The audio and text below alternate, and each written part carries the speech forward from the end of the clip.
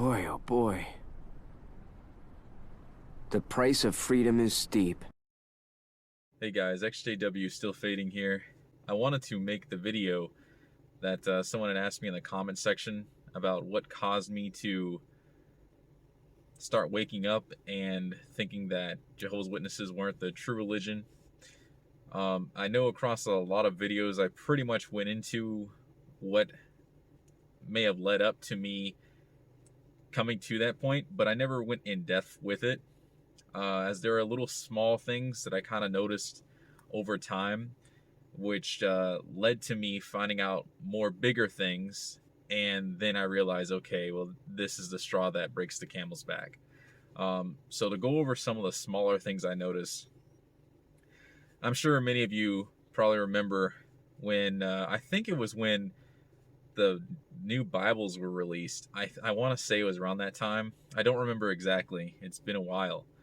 But when the Silver Sword Bibles were released, I believe Anthony Morris was giving a talk, and he was talking about how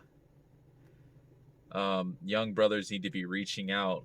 And then he mentioned something about if a brother is 21 years of age and he isn't a ministerial servant, then he's not a brother qualified to basically be like a potential mate or something like that. And I didn't take offense to it in the way that, oh, well, now I can't find someone that I like and probably want to get married to. I didn't take offense to it in that way. I took offense to it because it was more of his thinking and what his opinion was, which, if we're trying to focus on the Bible, I really don't care what your opinion is. And it didn't really matter who the person was that was giving the opinion. I mean, if it's not in the Bible, it doesn't matter. That's how I always felt about it before I even got out of the religion. And I guess that's probably why I didn't really feel like I fit in super well with Jehovah's Witnesses, because there's a lot of things that clearly weren't in the Bible, and I couldn't really question it, but I went along with it because I felt like, well, this is the closest thing to the truth. So I guess technically you can say I was always mentally out, but I just didn't have a very good reason. So he said that, and I didn't agree with that because it was his opinion. And that was just one of the things I saw, that it kind of like started to show little cracks in the armor of Jehovah's Witnesses, where you could see that the governing body was just regular guys, and I never treated them that like they were anything special. Even before we even got to see them and they made JW broadcasting and all these different apps and everything, and started showing their face more often, I never was one of those type of people. And I know you probably know some of the people in the hall too, or have known some people in the hall, where you mention the governing body, or they hear that the governing body is coming to like their convention to give a talk or something, and they just like, they get hysterical. And it's just like, oh man, we have a governing body member here and he's gonna give a talk. Oh, it's gonna be so great and everything like that. I never was that type of person.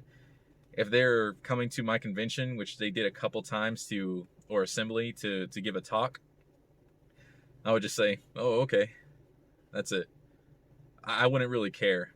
I thought that's how you actually were supposed to be quite honest with you, because nobody's above anyone else. And they've made mention of that, but I feel like they don't mention it enough nowadays because their heads are getting a little bit bigger. But they aren't supposed to be above anyone else. Jesus didn't even treat himself that way. And he was perfect. And he was God's son. So what gives you... How do you have such... It's just like the audacity. Why do you think that you need to be above everyone else? It doesn't make any sense to me. But I always kind of pushed it in the back of my mind because I didn't have any concrete proof to myself or anyone else that these guys are not inspired by God.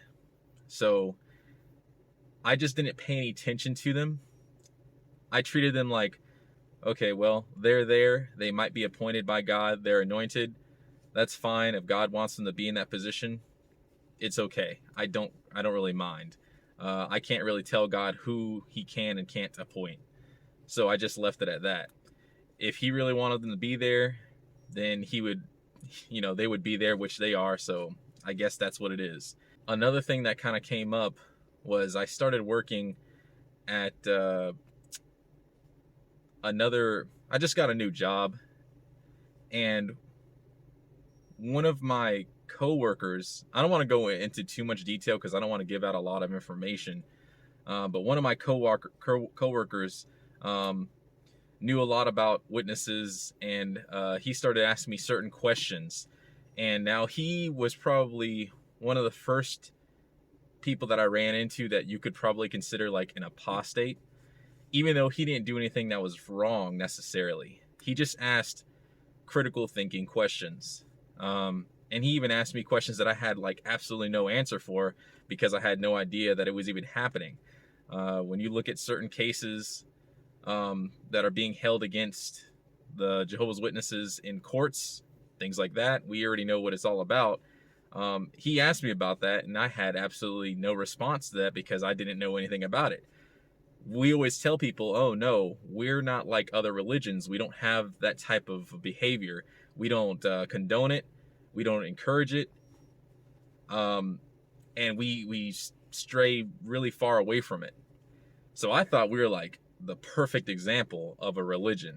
Well, boy, was I wrong, because now if you look up any of the court cases and you talk to people who were witnesses, you find out tons of information, and you know for sure that this religion is far from perfect. They have their flaws too, even though they like to talk so negatively about other religions. One other thing that was always kind of looming in my mind was that a lot of people that were not Jehovah's Witnesses were good people. And I've met a lot of them. And each time I interacted with them, whether it was at work or in school, I'd always say, man, this person's not bad. This is not a bad person. Now, my experience may differ from other people that were witnesses. I know some people who were in the organization, and they said that a lot of people that they met in the organization were worse than the people they met outside. Mine was a little different, as the people I met inside were still pretty good people, and the people that I met outside were also still pretty good people. I didn't really see a real difference between both of those types of people, except the fact that one of them had a belief in God, in this type of God, their interpretation of the Bible, versus these other people that may not have believed in God or had their own interpretation or belief in God. That was the only main difference. Really, both those people were just good people, so it didn't matter to me. I didn't really see the reason as to why we had to differentiate ourselves from these people when they're also good people as well. And I met a lot of people like that. It was always a question in my mind, but as you know, when you're a witness, you don't think of it as a restriction. You think of it as a protection. You assume that anybody who tells you anything, if they're higher up on the chain than you are, governing body, or an elder, if they tell you, hey, bad association spoils useful habits, then you shouldn't associate with anybody that's not a witness. And you just listen to them just because they're an elder or a governing body member. That's just what you do. And you're not encouraged to question anything or even ask certain questions. So you just kind of go along with what everyone else is doing. Essentially, you're like a sheep. They even tell you that. They tell you straight to your face, be like a sheep. Be a sheep-like one. Which I don't think is necessarily a good thing when they encourage someone to be sheep-like. And this is also another thing I had a problem with, was you couldn't really ask any questions. They always said, oh yeah, we don't mind anyone asking any questions. Well, you ask questions and you expect to have a good answer to those questions. Like, them to give you a good answer. And the answer they give you is not satisfying a lot of those questions. And you're sitting here like, well, how do you expect me to believe what you believe when the answer you're giving me really isn't satisfying? Honestly, it makes me want to ask more questions. Can you really expect me to just believe this just because? And then they'll tell you something like, well, you just have to have faith, or you have to wait on new scrolls to be opened, or who knows, in due time, Jehovah God will, I don't know, give more information to the governing body, and then they'll dispense it to everyone else. It's always like you just have to wait on Jehovah. I feel that you have to take action along with your prayers. They even state this themselves. For example, if you want to get a Bible study, let's say you're a Jehovah's Witness and you want to get a Bible study, the first thing they tell you is, well, pray about it. So you pray about it. Now, they'll also tell you, well, if you just pray about it, but you don't actually go out in service, how can you expect to get a Bible study? That's very true. So you have to take some type of action. And action is required. Okay, same thing applies to everything else. I prayed about it. So let's say I have a question and I prayed about it. Hey, I don't understand this one thing. Can you help me with this? Oh, okay, you just have to have faith. Okay, well, I'm going to go ahead and pray about it to God. God, I have a question about this one thing. These dates aren't adding up, and it seems like someone's not telling the truth. So not only I'm going to pray to you about this, but I'm going to take some further action and research something, because that's the next step. I have to take some type of action along with my prayers. That's what's expected. You're supposed to have some type of action along with it. You look at all the examples in the Bible, there's always some type of action along with those people who are praying. It's not just miraculous all the time, every single time they pray about something and then it's done for them. There's a lot of times in the Bible where there is action needed. I hope I didn't go off on too much of a tangent there, but really the whole idea I'm trying to get across to everyone is, in the Bible, there are many examples that show not only do you pray, but you also have to take some type of action. They don't expect you to do that nowadays in the organization. They expect you to pray and just wait on Jehovah completely and entirely. And that could be a month, 6 months, a year, 5 years, 10 years. To them, they just expect the answer to come eventually.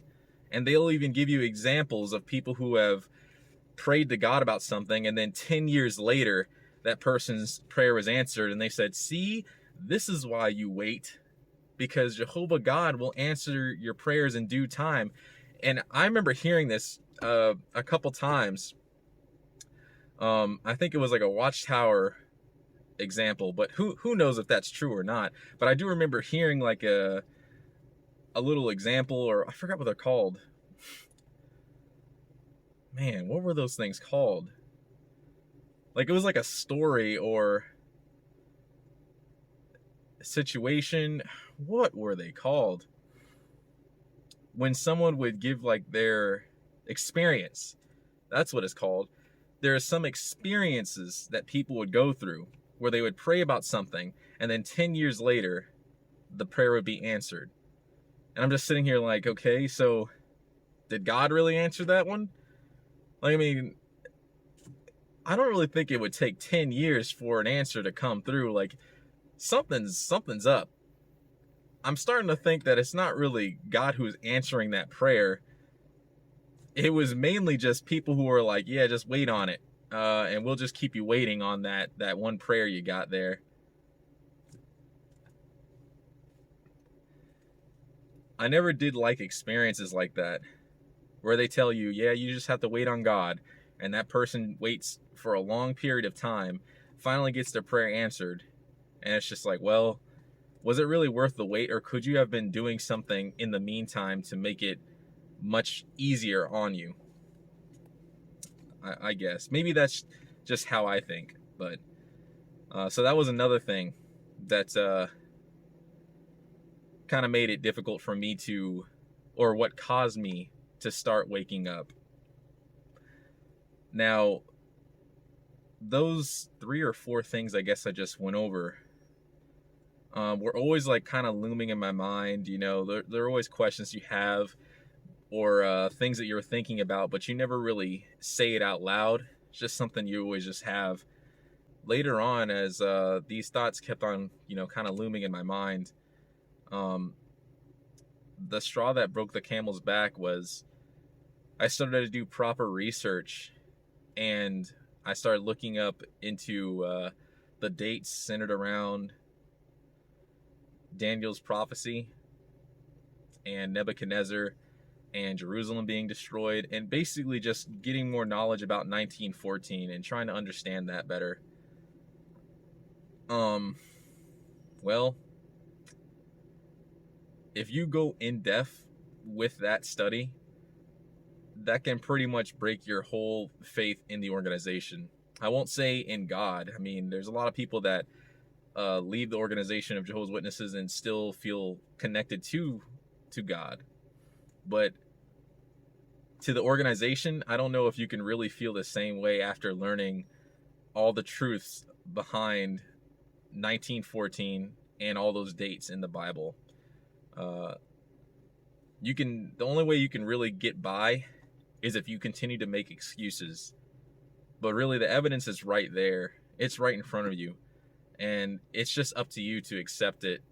But I don't know why you would continue to make excuses when you can see the answer plainly. And then it's not only something that's like, that can be proved from historical documents, but even the Bible itself also agrees with what the scholars have to say. Like, they both add up.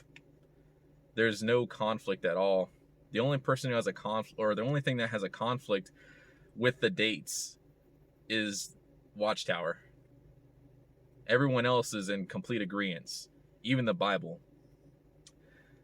So that's pretty much what had caused me to start waking up and start doubting the organization.